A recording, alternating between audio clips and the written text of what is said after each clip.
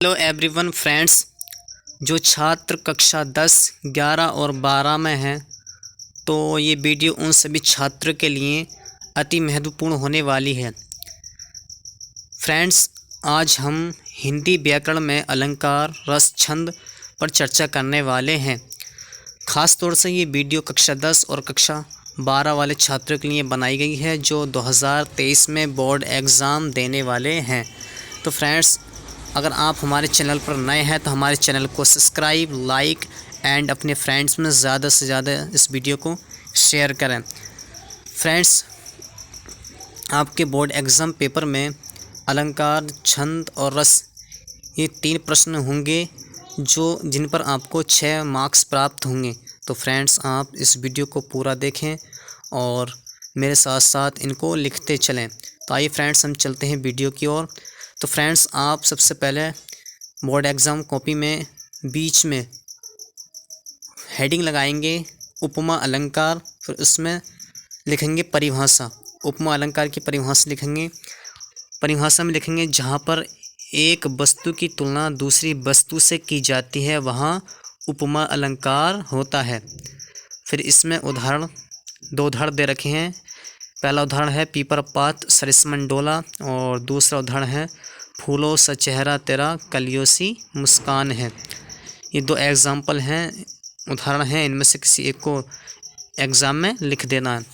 ये आपका उपमा अलंकार रहा। और इसके बाद रूपक अलंकार। रूपक अलंकार में लिखेंगे, परिभाषा लिखेंगे रूपक अलंकार की, जहाँ उपमेय में उपमान की भेद रहित आरोप हो वहाँ रूपक अलंकार होता है। जहाँ उपमेय में उपमान का भेद रहित आरोप हो वहाँ रूपक अलंकार होता है। उदाहरण नंबर 1 उदाहरण चरण कमल बंदो हरिराई। दूसरा उदाहरण है उदित उदी गिरे मंच पर रघुबर बाल पतंग। इसके बाद तीसरा है उत्प्रेक्षा अलंकार। इसकी परिभाषा लिखेंगे जहाँ उपमेय में उपमान की संभावना की जाए वहाँ उत्प्रेक्षा अलंकार होता है। और इसमें उदाहरण लिखेंगे धाय धाम काम सब त्यागी मन हो रंग निधि लूटन लागी। इस तरह से आपको एग्जाम्पल दे देना है। इसके बाद लिखेंगे अनुप्रास अलंकार। अनुप्रास अलंकार में की परिभाषा लिखेंगे जहाँ एक ही वर्ण की आवृत्ति बार बार हो वहाँ अनुप्रास अलंकार होता है। जहाँ एक ही शब्द की आवृत्ति बार बार हो वहाँ अनुप्रास अलंकार होता है। और इसका उदाहरण लिख देंगे आप। उदाहरण है इसका कानन कठिन भयंकर भारी घोर धाम हिम बारी बयारी। और दूसरा उदाहरण है इसका चारू चंद की चंचल किरणें खेल रही हैं जल थल में। इसके बाद आप यमक अलंकार, अगर एग्ज़ाम पूछे तो इसकी परिभाषा लिखेंगे आप जहाँ भिन्न भिन्न अर्थों वाले शब्दों की आवृत्ति हो वहाँ यमक अलंकार होता है। और इसका उदाहरण है काली घटा का घमंड घटा नभ मंडल तारक वृंद खिले। इस तरह से इसका उदाहरण दे देना है। फिर इसके बाद है आपका ये रस, हास्य रस है। हास्य रस की परिभाषा लिखेंगे काव्य के पढ़ने, सुनने अथवा नाटक के देखने से। काव्य के पढ़ने, सुनने अथवा नाटक के देखने से जब हृदय में हास नामक स्थायी भाव जागृत होता है वहाँ हास्य रस उत्पन्न होता है। और इसमें उदाहरण लिख देंगे मात ही पिथि उरिन भय नीके गुरु ऋण रहा सोच बढ़ जी के। उसके बाद है करुणा सांप का। करुणा हेडिंग डालेंगे और इसकी परिभाषा देखेंगे शोक नामक स्थायी भाव, विभाव, अनुभाव तथा संचारी भाव के संयोग से करुण रस की निष्पत्ति होती है तो व्यक्ति के हृदय में उत्पन्न क्षोभ को करुण रस कहते हैं। इतने आपको परिभाषा लिखने के बाद उदाहरण लिखेंगे इसका मणि खोए भुजंग सी जननी हंसा फटक रही थी शीश। इसके बाद अंधी आज बनाकर मुझको, और इसमें 2 लाइन और हैं, अंधी आज बनाकर मुझको किया न्याय तुमने जगदीश। इसके बाद आपका ये बीरस है। बीरस की परिभाषा लिखेंगे युद्ध अथवा युद्ध अथवा कठिन कार्य करने के लिए हृदय में जो उत्साह जागृत होती है उसे वीर रस कहते हैं। रस, वीर रस, स्थायी भाव, उत्साह। ठीक, आपको इतना लिखना है, यानी युद्ध अथवा कठिन कार्य करने के लिए हृदय में जो उत्साह जागृत होती है उसे ही वीर रस कहते हैं।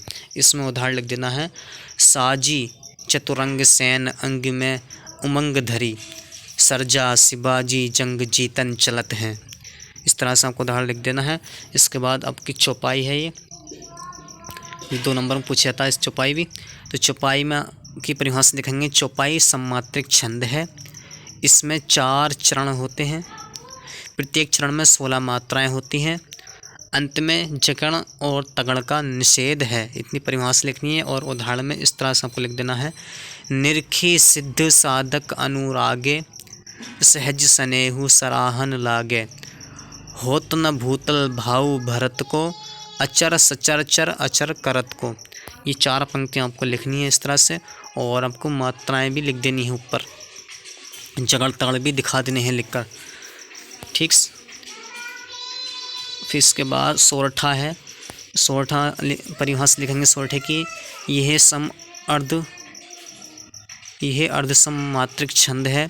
इसके प्रथम और तृतीय चरण में, यानी पहली और तीसरी लाइन में 11-11 मात्राएं तथा द्वितीय एवं चतुर्थ चरण में 13-13 मात्राएं होती हैं।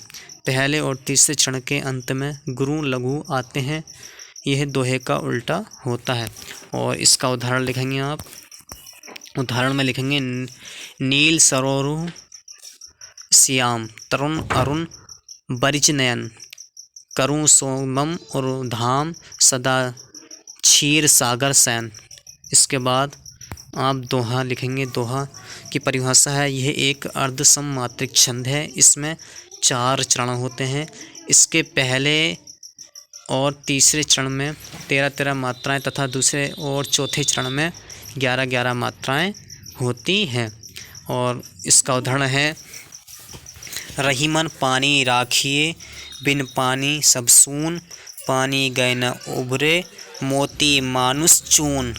इस तरह से आपको इसका उदाहरण लिख देना है। तो फ्रेंड्स, आपको ये याद कर लेने हैं और बोर्ड एग्ज़ाम में एज इट इज़ इसी तरह से लिखाने हैं। 6 मार्क्स आपके पक्के हैं। थैंक्स फ्रेंड्स, फिर मिलते हैं अगली वीडियो में।